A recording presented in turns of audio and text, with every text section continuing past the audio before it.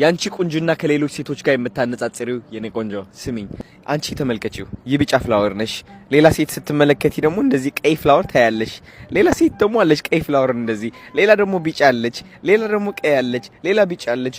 ሁላቸውም ግን የየራሳቸው ውበት አላቸው። አንቺ ቢጫ ስለሆንሽ ከዚህ ቀይ ታንሻለሽ ማለት አይደለም። ሶሻል ሚዲያ ግን ምንድነው ያሳመነሽ? አንቺ ይህ ቀይ ሁሌም ካንቺ እንደሚበልጥ ነው። ሁሌም የሆነች ሴት ካንቺ በላይ እንደሆነች አሳምነውሻል። ራስሽን እንድትጠይ ማለት ነው። ለዛም ነው ከልብስ ልብስ የምትሯራጩ፣ ለዛም ነው ከሜካፕ ሜካፕ የምትሯራጩ። ራስሽን በቂ እንዳልሆንሽ እየተሰማሽ ማለት ነው። ከፍ ለማድረግ የማታደርጊው ነገር የለም። ራስሽን መቀበል አቅቶሻል።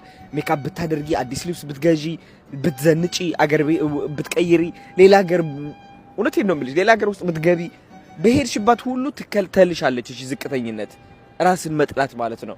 ይህ የሆነበት ምክንያትም ማለት ነው አንቺ ራስሽን እያወዳደርሽ ስለሆነ ነው። ግራ ገብቶሻል። ማወዳደር የለብሽማ።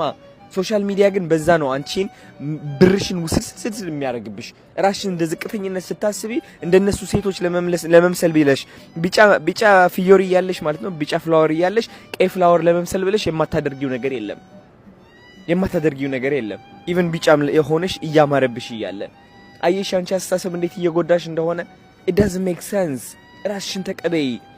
ራስሽን ሳትቀበይ ስትቀሪ ደግሞ ምን እንደምትመሲ ላሳይሽ።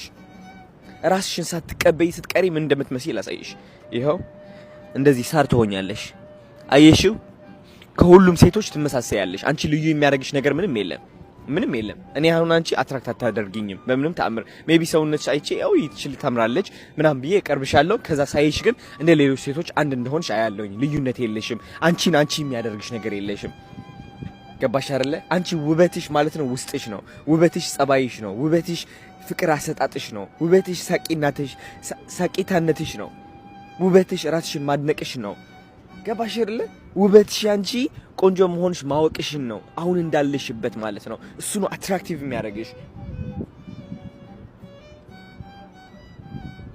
ራስሽን አታሰቃይ፣ አይገባሽም።